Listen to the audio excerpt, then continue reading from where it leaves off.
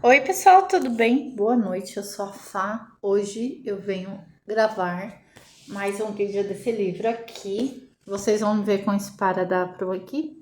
Esparadrapo. Mas ignorem, é que tinha uma verruga aqui e eu tirei porque ela estava me incomodando. Deixa eu dar uma ajeitada no meu cabelo. São meia-noite 10 e eu tenho prazo para entregar esse livro e eu tô ainda aqui, ó, falta muito para ler e ainda tem outro livro, então eu tô gravando de 2 a 3 vídeos por dia. Acho que fiquei umas 2 noites aí sem gravar porque eu tava com muita dor no corpo e eu não sabia o que era. Doía demais e veio para mim, desceu para mim, a dor todinha sumiu e eu falei, lascou-se. Ficou aí tipo 45 dias sem vir. E que ainda bem que veio agora, porque eu vou entrar de férias, vou viajar para 2 locais diferentes que tem praia e ninguém merece, né? Você espera o ano inteirinho. Como não tem uma data certinha para vir para mim, para descer para mim, você espera aí o ano inteirinho para suas férias, aí não consegue entrar na água? Ah, não, lascou. Bem-vindos ao Sofá. Aqui é um canal de variedades, leitura de livros, artesanatos, dicas caseiras. Se você faz doces e salgados para vender, veio ao lugar certo, porque eu tenho muita receita aí. Só atualizem os preços. Todos os vídeos eu dou dicas de preço, mas tem vídeo aí que é de tempos atrás. O método de fazer é o mesmo. O método assim, o modo de fazer, tem vídeos que é de muitos anos atrás, mas o método de fazer é o mesmo, o meu cálculo é o mesmo também de doce, salgado e artesanato, como que eu faço para cobrar? Só atualizar com os preços, fechou? Se tiver alguma dúvida, alguma pergunta, escreve nos comentários de qualquer vídeo. Se você não encontrou algum vídeo também, estiver ao meu alcance financeiramente, eu gravo para vocês. Maria Bonita, Sexo, Violência e Mulheres no Cangaço. Bora lá, um livro de Adriana Negreiros. Relembrando que o livro entra para vocês, leitura de livros, segunda, quarta, sexta, domingo, sempre às 11 horas da manhã. Você sendo membro, já tem o livro lido completinho para você. Fechou? E vamos lá, capítulo 7. Trate bem esse menino, com amor e instrução, não deixe que ele siga o caminho de Lampião. Meu marido está assistindo televisão com fone e tá no celular e vai aumentando o barulho do celular. Peraí. Expedita só não morreu ainda bebê, sangrada pelo próprio pai, porque Maria de Déa não deixou. Expedita só não morreu ainda bebê, sangrada pelo pai, porque Maria de Déa não deixou. Segundo essa versão, disseminada pelos cantadores de cordel a partir de relatos de seu Zé de Felipe, avô da menina. Virgulino teria sugerido dar fim ao choro insistente da recém-nascida por meio desse seu método ritualístico de assassinato. Nossa! Com a folha de 83 centímetros de seu punhal, o rei do cangaço furaria a filha a partir da sua fossa supraclavicular, a saboneteira, com a lâmina traçando um caminho em linha diagonal pelo corpinho do bebê, passando pelo coração e proporcionando-lhe morte dolorosa e lenta ao gosto dos cangaceiros. Conforme o relato de seu Zé de Felipe, tal fato ocorreu pouco antes do envio da criança para os vaqueiros da fazenda Exu. Numa travessia, o bando parou em uma fonte para se abastecer de água. Maria, com Expedita no colo, demorou mais para encher seu cantil. Os demais cangaceiros, indiferentes à sua dificuldade, aceleraram o passo, deixando a rainha do cangaço sozinha. Atrasada em relação ao grupo, ela sentiu a distância aumentar ainda mais devido às suas constantes paradas para tentar acalmar a Expedita, que não parava de chorar. Os berros do bebê, aliados ao cansaço da caminhada, ao calor do sertão e ao comportamento pouco solidário dos demais cangaceiros, levariam Maria de Déa a uma explosão de raiva. Cambada de filho da peste, mundiça, miseráveis. Tão vendo isso não? Teria dito Maria, ainda segundo seu Zé de Felipe, apontando para o bebê esperneando em seu colo. Como ninguém deu ouvidos aos protestos, ela direcionaria os impropérios para um alvo mais específico. Moleque canela de veado. Também não tá vendo que a menina tá chorando e eu tenho que ir mais devagar, seu cego velho? Lampião, diante da provocação, teria respondido friamente: Dê cá pra sangrar. Enfurecida com a proposta, Maria partiu para cima do marido, disposta a espancá-lo. Os demais cabras, vendo a cena, teriam caído na gargalhada. Tresloucada, jararaca braba e serpente choca seriam alguns dos adjetivos utilizados pelos bandoleiros aos risos para se referir à rainha do cangaço. Triste verdade ou mera fantasia do patriarca dos Gomes de Oliveira, o fato é que Expedita seria entregue sã e salva para seu Severo e Dona Aurora. Nem todos os descendentes de cangaceiros nascidos em 1932 teriam a sorte da menina, ou mesmo das filhas de Durvinha e Otília, cujos novos pais seriam escolhidos previamente por alguém do grupo. Como regra geral, os bandoleiros tinham cuidado de enviar as crianças para casais com filhos da mesma idade, ou para gente de posse, a exemplo de padres e juízes capazes de assegurar um mínimo de conforto e educação aos pequenos. Entretanto, havia quem, durante uma fuga, simplesmente deixasse seus bebês para trás. Nossa. No dia 15 de agosto de 1932, após um breve combate com cangaceiros na cidade sergipana de Curitiba, soldados da volante de Manuel Neto, como de hábito, dedicaram-se a inspecionar o local onde o grupo estava acampado. Em meio aos pertences abandonados, encontraram uma garotinha. A menina, levada para a cidade batizada como Zuleide, seria criada por um comerciante local. O pequeno José Vicente, filho adotivo de um soldado, havia sido achado por este no meio do mato, durante uma perseguição a cangaceiros nas proximidades de Santo Antônio da Glória. Expedita teve a seu favor o fato de nascer durante uma nova temporada de sossego na vida dos cangaceiros. Em setembro de 1932, parte considerável dos soldados deslocados para caçar Lampião tinha sido remanejada para São Paulo, com o intuito de ajudar na luta contra a Revolução Constitucionalista, movimento armado que pretendia derrubar o presidente Getúlio Vargas e exigir a formação de uma Assembleia Nacional Constituinte. O último trimestre da gestação de Maria de Déa, portanto, dera-se em relativa paz. Em São Paulo, por outro lado, uma mulher não ficaria nada aliviada com a diminuição das refregas. Aos 19 anos, a professora Leonor Prado Solange, natural de Jaú, no interior paulista, fizera parte do batalhão feminino João Pessoa, regimento criado pela advogada mineira Elvira Comel para atuar na retaguarda da chamada Revolução de 1930. Leonor fora uma das 8.000 moças alistadas em 52 cidades para lutar em favor de Vargas, e quase 2 anos depois da vitória do golpe que levou o gaúcho ao poder, só fortalecera seu entusiasmo cívico, tanto que no primeiro semestre de 1932 decidiu viajar pelo Brasil para conhecer a realidade do seu povo de perto. Ao voltar de uma viagem à região de Tocantins, Leonor decidira contribuir para a campanha contra o cangaço. Em sua edição de 26 de junho de 1932, o jornal carioca Correio da Manhã informou que a jovem estava de malas prontas para a Bahia, onde pretendia se apresentar ao então comandante da missão, Juraci Magalhães, oferecendo-lhe seus préstimos de combatente.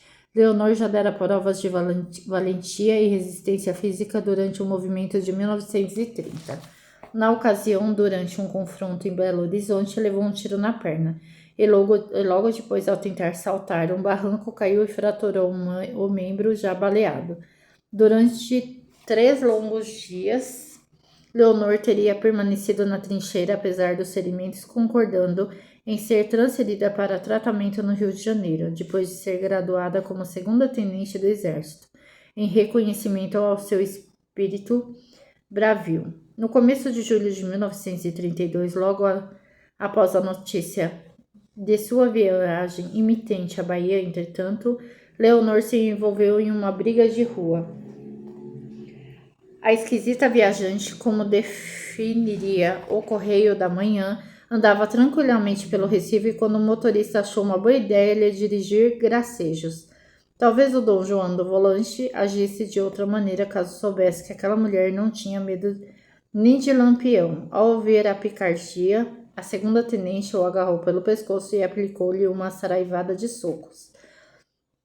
A cena inusitada atraiu uma pequena multidão para a praça, no qual se deu o original mate pugilístico, como registraria sarcasticamente o Correio da Manhã. O motorista ainda se defendia dos murros e bofetões de Leonor quando a polícia chegou ao local.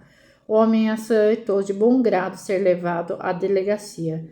A mulher, entretanto, recusou-se a obedecer à ordem. Como o oficial insistisse, aceitou acompanhá-lo no tintureiro, como eram chamados os carros da polícia na época, mas exigiu viajar no banco da frente. Lampião definitivamente era um homem de sorte. A despeito de sua experiência, disposição e coragem, Leonor Prado jamais seria levada a sério e nunca integraria as forças da Caatinga. Ainda mais naquele período em que, em vez de fortalecer os contingentes repressivos no Nordeste, o governo tratava de esvaziá-los.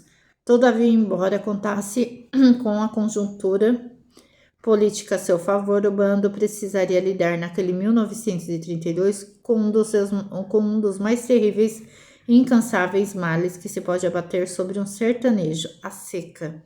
Os bois estavam morrendo tão esquálidos e desidratados que os urubus só se serviam de seus intestinos. Nas estações ferroviárias, retirantes saqueavam trens que transportavam fardos de charque, numa tentativa desesperada de conseguir algum alimento. Pelas estradas, famílias que abandonavam suas pequenas propriedades de solo esturricado largavam corpos de familiares, sucumbidos à fome e à sede durante a travessia. Pequenas cidades eram tomadas pelos sertanejos com crianças de pernas tão finas e barrigas tão inchadas que mal conseguiam caminhar. Durante a seca de 1932, o desconforto da sede, um constante na vida dos bandoleiros, chegaria ao extremo. Mulheres e homens do grupo chegavam a passar dias seguidos sem beber água. Moreno, um dos integrantes do bando, lembraria para sempre da angústia de sentir a língua seca. Lambia os beiços em uma tentativa em vão de se refrescar. Lampião, apesar de sua resistência física fora do comum, por vezes se deitava no meio do raso da Catarina, clamando aos céus por uma gota de água. Era comum que cangaceiros dormissem sobre bornais estofados por cédulas de dinheiro, mas delirando de fome e sede. Depois de dias de desidratação intensa, a reação natural dos cangaceiros diante de uma fonte de água era beber todo o líquido avidamente. Quando agiam desse modo, vomitavam em seguida. Para segurar a água no estômago, alternavam os goles com mordidas em rapadura. Havia ocasiões em que a fonte disponível estava contaminada com besouros, larvas de inseto e fezes de cabra. O jeito era filtrar o lodo na jabiraca, o lenço que traziam ao pescoço e beber a sobra. Outra forma de obter água na caatinga era por meio da extração dos tubérculos dos umbuzeiros e dos troncos dos gravatás, como igualmente faziam vaqueiros e volantes.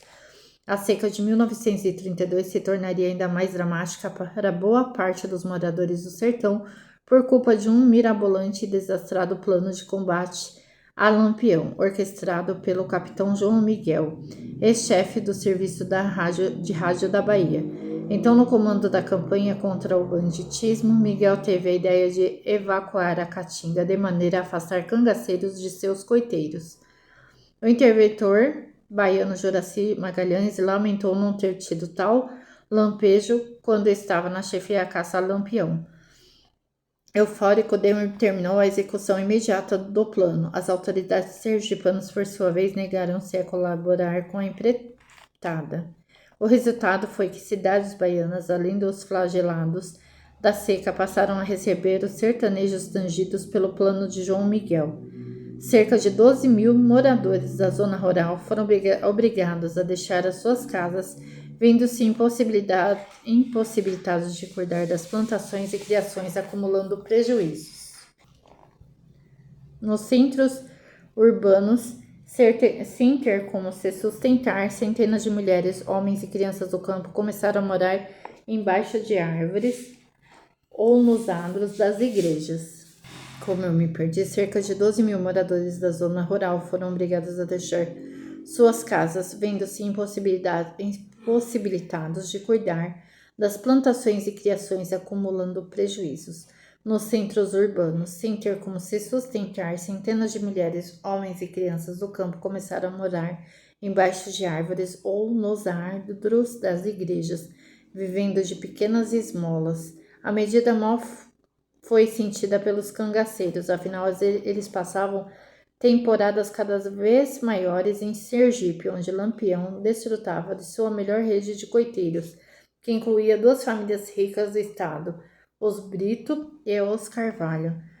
Com os Brito, a relação de Virgulino remontava à infância, quando trabalhou como transportador de couro nos negócios da família. Entre os Carvalho, o mais chegado era Heronides, médico do exército e filho do coronel Antônio Caixeiro, de quem os cangaceiros recebiam com regularidade mantimentos, munição e autorização para acampar na fazenda. Em 1929, o capitão Heronides presenteara o capitão Lampião com uma sessão de fotografias, uma garrafa térmica e uma caixa de queijos importados. Comprara os mimos, segundo diria, pensando nele. Dentre os queijos rotineiramente dados de presente aos cangaceiros, um dos mais apreciados era o do Reino, não apenas por seu sabor pronunciado, como também por causa da lata na qual era comercializado. Depois que a iguaria era consumida, a latinha ganhava nova vida como pote para consumir ou transportar alimentos. Foi com uma dessas latas que, em terras da fazenda Pedra d'Água, nas redondezas do Poço Redondo, em Sergipe, uma bela morena de tornozelos grossos se aproximou dos pequenos Leônidas, Umbelino e Juvenal, na ocasião, regulando os 8 anos. Os garotinhos estavam no meio do mato, amando da tia de Leônidas, que padecia de problemas intestinais. À guisa de remédio, um vendedor de fumo na região recomendou à doente que bebesse o chá da raiz do pega-pinto, nome popular da erva boerávia, difusa ela, comum na caatinga. A tia encarregou os meninos de caçarem a planta. Os 3 olhavam para baixo à procura da tal ervinha quando foram surpreendidos pela mulher. Notando os olhares de interrogação das crianças, apresentou-se. Sou uma doida que vive no mundo. Depois ela pediria aos meninos que pegassem a latinha de queijo do reino, levassem para casa e voltassem com um pote cheio de sal. O tempero seria utilizado no preparo de umas rolinhas. Quando os meninos se preparavam para sair, a moça fez uma sinistra advertência. Não contem a ninguém que me viram. Eu adivinho. Se souber que contaram, castro vocês. Em casa, com a lata na mão, trêmulo de medo, Leônidas, que lembraria a aventura décadas depois, não resistiria a um comichão de língua e acabaria por contar o ocorrido para a mãe, Dona Delfina. Ela encheu a lata com sal e determinou aos meninos que regressassem ao lugar onde a morena os esperava. Ao ouvir a ordem, cada um correu para um lugar mais escondido do que o outro, morrendo de medo de perder os possuídos. Coube às irmãs mais velhas de Leônidas, Hilda, Rosinha e Maria, a tarefa de entregar a encomenda. Por precaução juvenal, um parente mais velho acompanhou as mocinhas. Quando retornaram, contaram aos familiares quem era a tal doida precisada de sal para assar rolinha, Maria do Capitão. Maria do Capitão podia até ser abusada, mimada e metida a besta, como pensava Dadá, mas de tonta não tinha nada. Quando mexeu com os meninos na fazenda Pedra d'Água, sabia que estava segura. Delfina dos Santos, a dona da propriedade, era uma das mais leais coiteiras de Lampião. Mesmo em época de assédio constante das volantes, mantinha-se firme com a missão de proteger os cangaceiros. Os mais maliciosos insinuavam que a razão de tanta lealdade era o desejo que Delfina nutria por Lampião. Além de causar medo a meninos pequenos, Maria de Déa aproveitava as ocasiões em que mantinha contato com familiares de seus protetores para obter informações sobre o trabalho das forças. Sempre que ficava hospedada na casa do subdelegado de Santo Antônio do Tará, em Pernambuco, tinha o seguinte combinado com a esposa do homem: quando fosse à feira comprar mantimentos, a dona da casa aproveitaria para assuntar com comerciantes e fregueses sobre o trabalho da polícia. As informações eram repassadas a Maria, que por sua vez levava ao Estado-Maior do bando. As temporadas do coito, portanto, não eram de simples descanso para Maria de Déa. Nos esconderijos, em meio a atividades prosaicas, como a culinária e a costura, agia como espiã. Quando a oportunidade surgia, agenciava novos homens para o bando. Certa vez, enquanto passava alguns dias no sítio do Tará, nas proximidades da demalhada da Caiçara, a rainha do cangaço reencontrou Manuel Marques da Silva, vulgo Mané Velho, seu amigo dos tempos em que era casada com Zé de Neném. O destino havia traçado caminhos diferentes para os velhos conhecidos. Maria virara cangaceira, Mané Velho virara soldado. Este, por sinal, fizera parte do volante do tenente Douradinho, aquele que mandara tocar fogo na fazenda Arrastapé dos pais de Durvinha, e combatera em Maranduba, quando Sabonete e Catingueira foram mortos. Na ocasião de tanto atirar contra Cangaceiro, Mané Velho chegará a provocar um superaquecimento em seu mosquetão. O cano da arma colado na sua orelha estourou e o soldado ficou surdo de um dos ouvidos. Ai, minha filha, tá lambendo muito, tá doendo meu braço. A perda da audição, entretanto, estava longe de ser o maior problema de Mané Velho.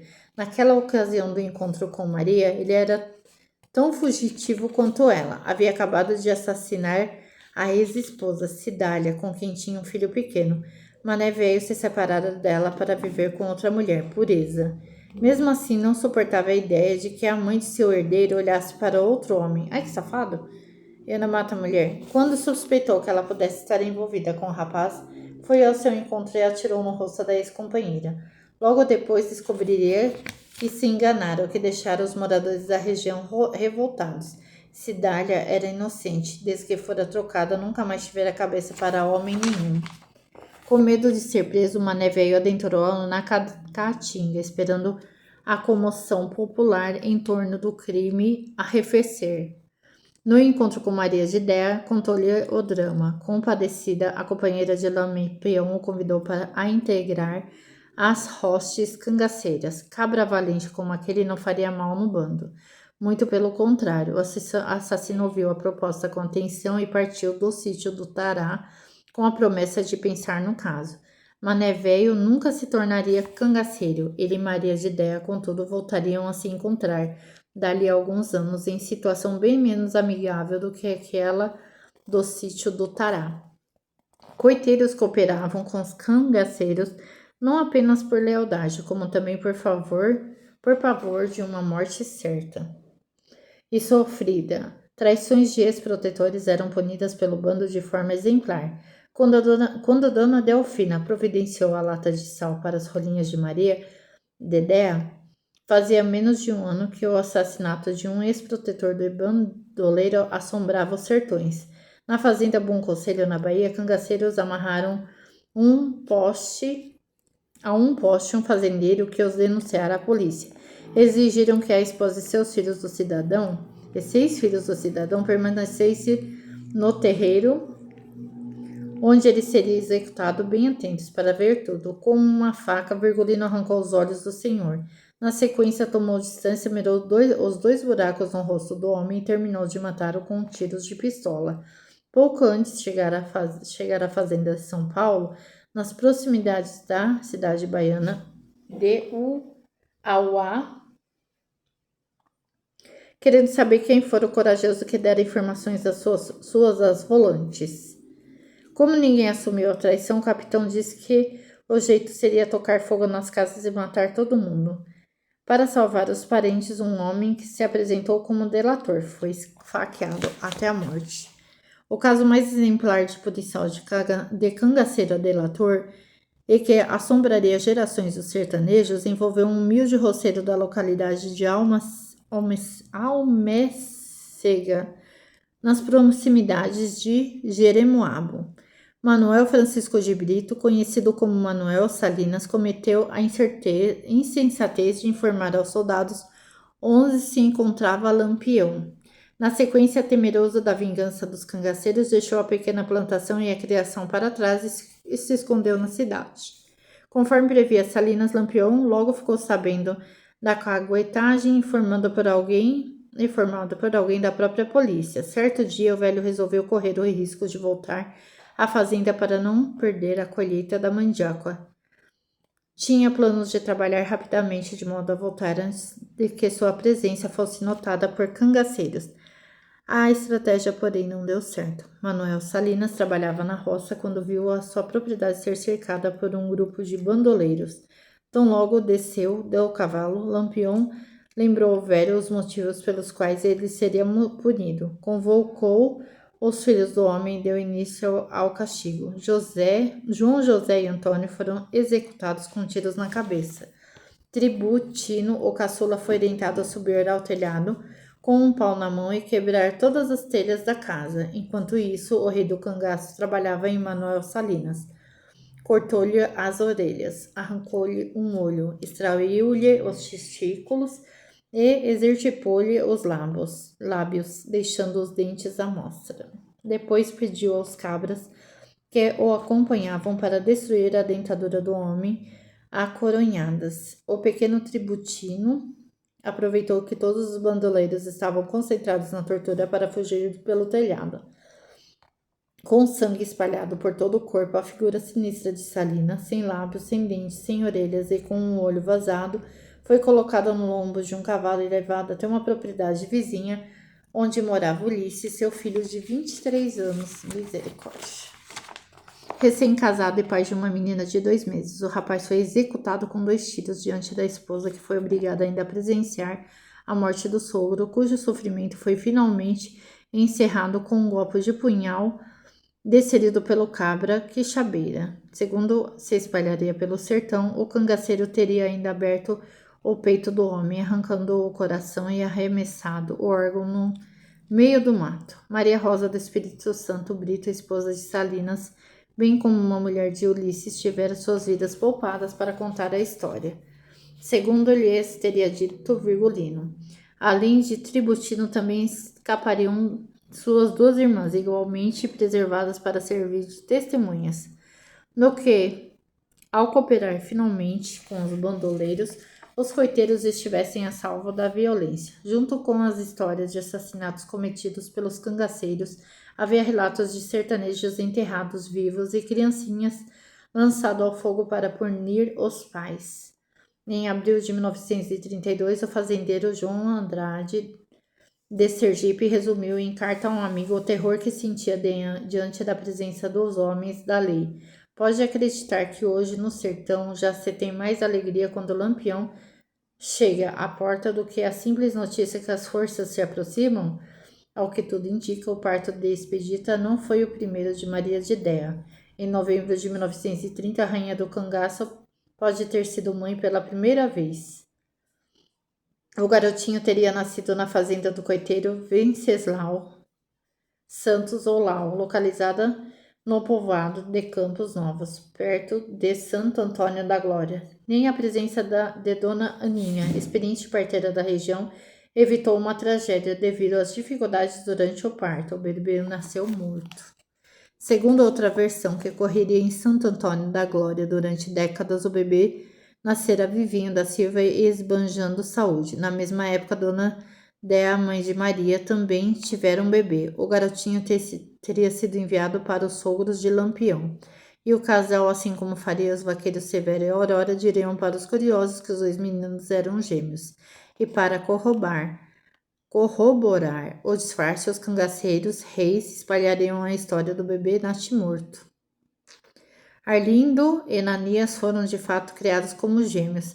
A diferença física entre os dois ajudava a aumentar a boataria nas proximidades de Malhada da Caiçara. Arlindo era baixo, Ananias alto. Arlindo tinha pele clara, Ananias moreno escuro, como Virgulino, ganhara o apelido de Pretão. Outro detalhe alimentaria as teorias de que Pretão não era irmão, mas sim filho de Maria de Déa. Seu Zé de Felipe demoraria anos para registrar os garotos. Quando finalmente o fez, diz que ambos nasceram em dezembro de 1929, mas com 2 dias de diferença, Arlindo no dia 28, Ananias no dia 30. Um raríssimo caso de gêmeos nascidos em dias diferentes. Coincidência ou não, em algumas das versões sobre a sugestão de Lampião de sangrar o bebê, a criança em questão não é uma menina, mas sim um filho macho. Capítulo 8. As moças de Vila Bela são pobres, mas têm ação. Passa o dia na janela namorando o Lampião. Dona Bibiana e seu Aureliano percorriam tranquilamente uma vereda nas proximidades de Santo Antônio da Glória quando foram surpreendidos por uma visão dos infernos. Um bando de homens reluzentes, chapéus tomados por moedas douradas, cartucheiras em volta do peito e punhais apontados para o céu, bem montados e espalhafatosos, como os definiria o escritor alagoano Graciliano Ramos sobre a passagem do bando em Palmeira dos Índios, onde ocupara a prefeitura. Deixa eu ver que oração. Embora fossem pobres agricultores, sem nada a oferecer para a gente de Lampião, a não ser a própria vida, o casal terminaria sendo feito de refém. No terceiro dia do sequestro, sons de tiro assustaram os cangaceiros. Ao antever a aproximação dos macacos, os bandolheiros se apressaram em recolher os pertences e organizar a fuga. Na confusão, descuidaram da vigilância sobre os prisioneiros, que aproveitaram a oportunidade para escapar do cativeiro. Depois de correr pela Caatinga toda a madrugada, o casal finalmente alcançou a zona urbana e procurou a polícia. Fim do relato da aventura para os soldados, Dona Bibiana aceitou conversar com os jornalistas. Conforme publicaria o Jornal do Brasil, a roceira teria ficado impressionada com a imponência do rei do cangaço. Virgulino é mesmo respeitado, ninguém brinca com ele. O único com quem tem alguma intimidade é Pocorange. Comem juntos no mesmo prato, revelou, citando o jovem cangaceiro que de tão criança corria as lágrimas após levar bofetões do chefe, contrariando a lenda disseminada ao sertão de que cangaceiro só chora na hora que nasce. O que mais impressionaria a roceira em sua curta temporada no cangaço seria o comportamento folgado de Maria de Déa. Dona Bibiana ficaria besta de ver que, dentre as mulheres, todas participavam da divisão das tarefas domésticas, menos a cangaceira Amor. Ela é a única que não carrega as panelas, as outras é que só fazem, contou estupefata. Caso Maria tenha tido a chance de ler a entrevista de Dona Bibiana, é razoável supor que daria mais uma de suas gargalhadas quebradas, daquelas que tanto irritavam Dadá e Durvinha. Entretanto, ao avançar na leitura, talvez ficasse furiosa com a insinuação da roceira de que era a preferida de Lampião, mas não a única. Ele diz que é mulher dele, mas de primeira ele tinha outra, salpicou, cheia de veneno. Maria de Déa possuía acesso frequente ao que se publicava sobre o bando, embora ao que conste, tenha frequentado a escola na infância. A moça, assim como quase todos os cangaceiros, contava com instrumentos rudimentares de leitura e escrita. Isso não a impedia de consumir os periódicos publicados no litoral sobre os acontecimentos do sertão. Durante as temporadas nos coitos, recebia dos fazendeiros e coronais aliados exemplares de O Cruzeiro, uma das revistas preferidas de Lampião, bem como outras de variedades, a exemplo da Noite Ilustrada, Fonfon e Careta. Lampião, apesar de limitado em suas ferramentas semânticas, fazia questão de consultar o que se escrevia a seu respeito ou de seus aliados. Apesar de evitar confusão com sacerdotes, virá-se obrigado a punir um padre. Alencar Peixoto, autor de um livro cheio de agressões ao padre Cícero, a quem Lampião tinha mais em conta do que o próprio Deus. Na obra intitulada Juazeiro do Cariri, Padre Peixoto apresentou o Padim como um verdadeiro explorador do povo, sujeito rico e poderoso capaz de exercer influência fatal sobre quem ele se aproximava. Ao encontrar o religioso, o rei do cangaço, em respeito à batina, aplicara-lhe uma pena suave, um só sustinho. Determinou que descesse do cavalo e concluísse sua trajetória a pé. Além de trazer preciosas informações sobre o comportamento dos delatores, Dona Bibiana e seu Aurelino, aliás, tinham bons motivos para redobrar o cuidado com a segurança após a publicação da entrevista. Os jornais davam a Lampião a segurança de sua notoriedade. Homem vaidoso, gostava de ler reportagem que reforçassem suas características de bandido de classe, um tipo em tudo distinto de um vulgar ladrão de galinhas ou um simples tarado. Detestava quando o acusavam de cometer estupros, crime que negava. Ameaçava inclusive cortar a língua de quem espalhasse tais informações a seu respeito. Uma década depois de ter recebido o bastão. Uma década depois de ter recebido o bastão de Sr. Pereira para comandar o cangaço, Virgulino Ferreira da Silva construíra no sertão a paradoxal imagem de Facínora honesto, um sertanejo a quem o capitão pedisse algo emprestado podia ficar duplamente aliviado. Em primeiro lugar, porque o objeto seria devolvido. Em segundo, porque a solicitação de empréstimo significava manifestação de amizade por parte do rei do cangaço. Se não fosse com a cara do sujeito, simplesmente tomaria seus pertences. A determinação em cumprir promessa fazia de Lampião um tipo calculista, tornando-o ainda mais cruel. Era comum que suas vítimas, antes de morrer, rogassem clemência, principalmente quando eram pais de filhos pequenos. Nessas situações, o cangaceiro não costumava ceder a apelos desesperados, por mais que porventura sentisse um fiapo de comoção. Explicava ao condenado que, caso outros soubessem que fraquejara diante de uma súplica, perderia o respeito do povo. De forma geral, Lampião nunca fraquejava, exceto quando Maria Compadecida interferia em favor das vítimas, o que acontecia em raras oportunidades. De forma geral, o cangaceiro até ajudava na tortura. Tinha por hábito, por exemplo, arrancar brincos das mulheres inimigas à força, rasgando-lhes os lóbulos. Outro aspecto do qual Lampião se envaidecia era da sofisticação de suas execuções. Atirador exímio raramente errava o alvo, embora enxergasse apenas com um olho. O sangramento no qual o condenado se ajoelhava diante do algoz era conduzido com ares de cerimônia. Para o rei do cangaço, matar era uma arte. Os assassinatos, como alguns rituais por vezes, envolviam uma refeição especial.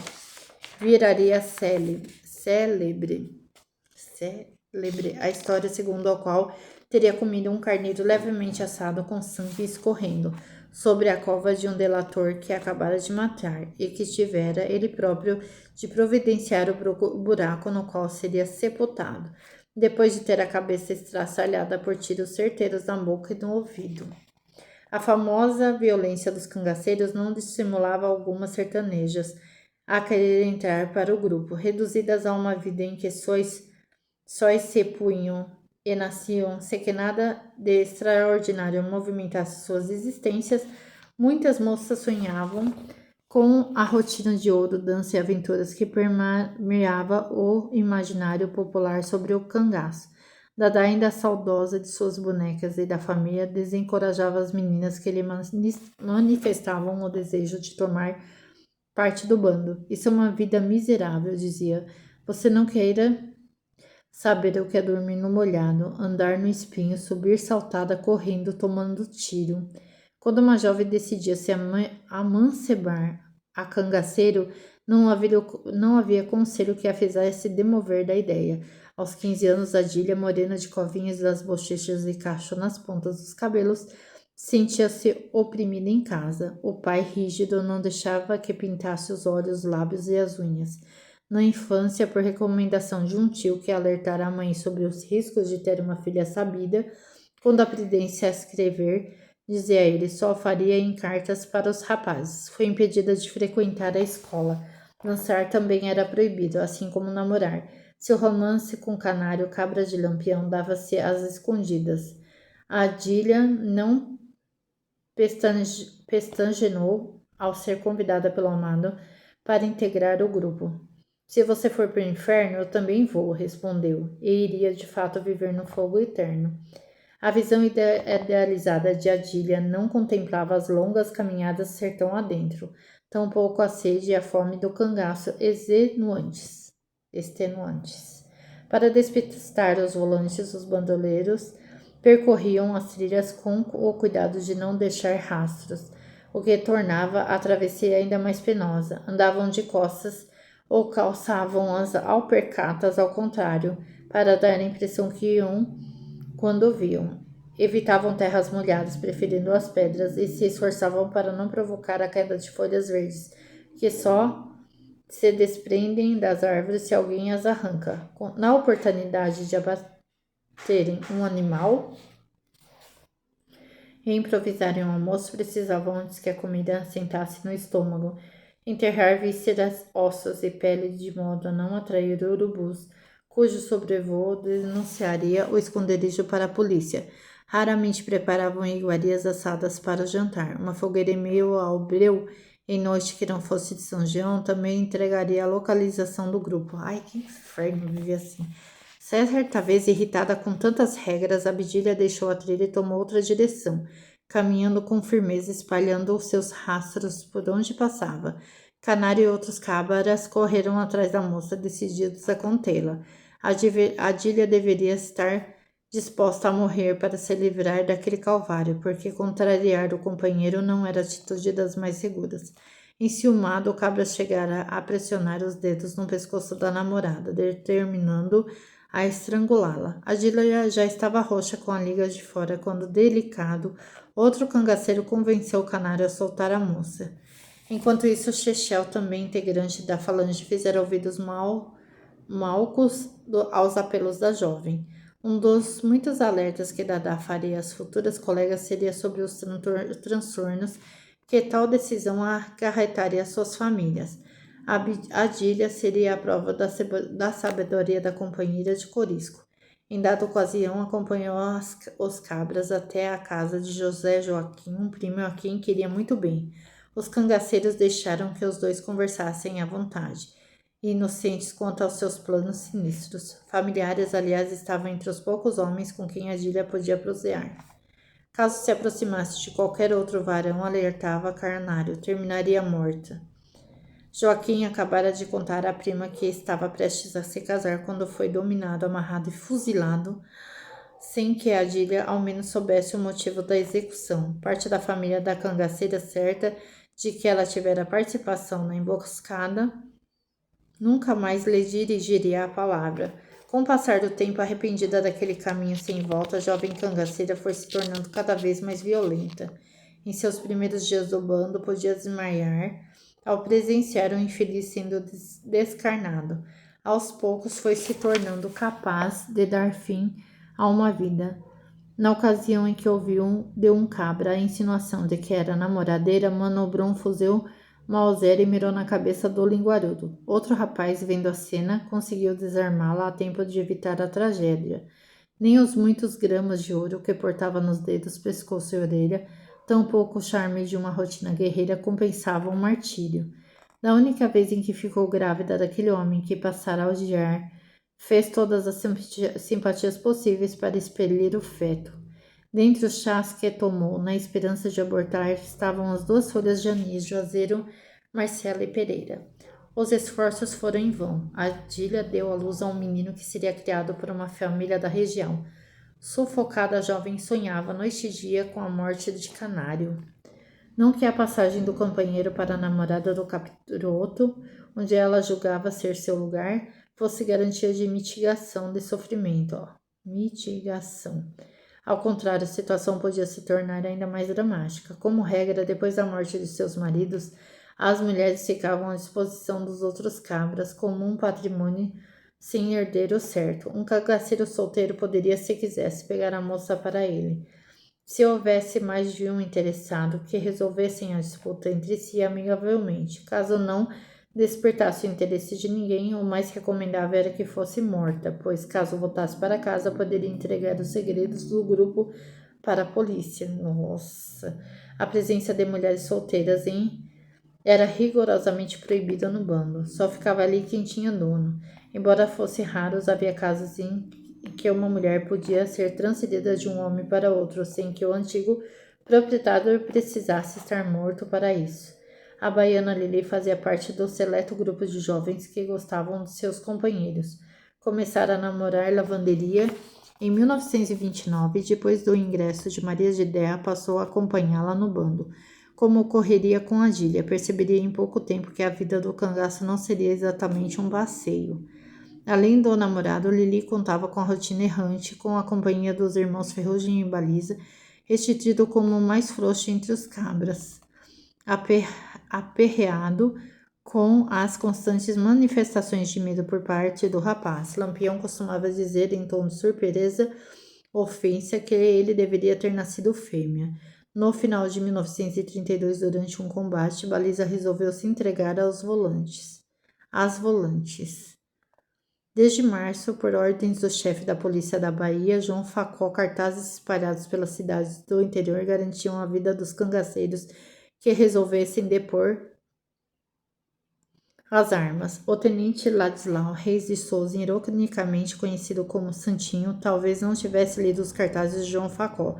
Ao pôr as mãos em Baliza, espancou-o quase até a morte. Depois ateou fogo ao corpo do bandido e, antes que as chamas ultrapassassem o pescoço, decepou-lhe a cabeça. O quengo do bandoleiro viria a se juntar ao de outro, o de açúcar, que o tenente Santinho ganhara de presente do fazendeiro baiano Zé Borreto, como prova de que deixaria de ser coiteiro.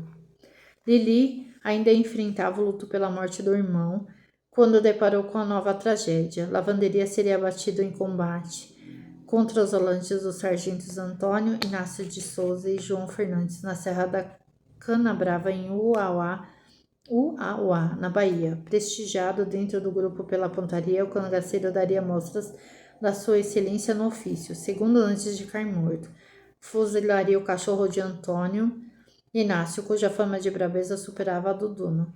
Seguindo as regras do grupo, Lili foi colocada à disposição dos outros cangaceiros. Manuel Moreno, primo do ferrador Zé Baiano, pegou a moça para si sem grande entusiasmo, embora a jovem, com seus lábios grossos e dentes perfeitos, fosse reconhecida pela beleza e simpatia. O que sobrava a Manuel Moreno em ânimo para o forró lhe faltava em espírito bélico. Não era exatamente um bandoleiro com talento nato para o ofício, tanto que atingiria de forma quase indiferente quando fosse trocado por moita brava, em todo o oposto dele. Valentão é famoso pela frieza ao cometer assassinatos. Lili, que sofrera publicamente pela morte de lavanderia, durante meses chorara pelos cantos. Também não encontrou em Moita Brava um novo amor. Com pouco tempo de relacionamento, afeiçoou-se ao ameninado pó-corante, aquele que dividiu o prato com o Lampião, e chorava depois de levar bofetões. Um dia, Moita Brava flagrou Lili nos braços do rapazinho. Sem vacilar, desferiu 6 tiros na cabeça da mulher. Dadá, ao saber do crime, não tiraria razão de Moita. Era uma descaradinha, diria sobre Lili, que parecia não ter aprendido a primeira lição das mulheres no grupo, frequentemente lembrada pela esposa do Diabo Louro, ter respeito ao marido acima de tudo.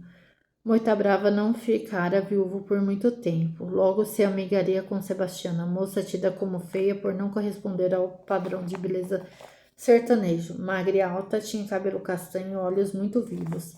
Embora recriminasse Lili, Dadá não se oporia ao acolhimento de pó-corante no círculo de Corisco. O moço tinha conseguido fugir enquanto Moita Brava se ocupava de liquidar a esposa.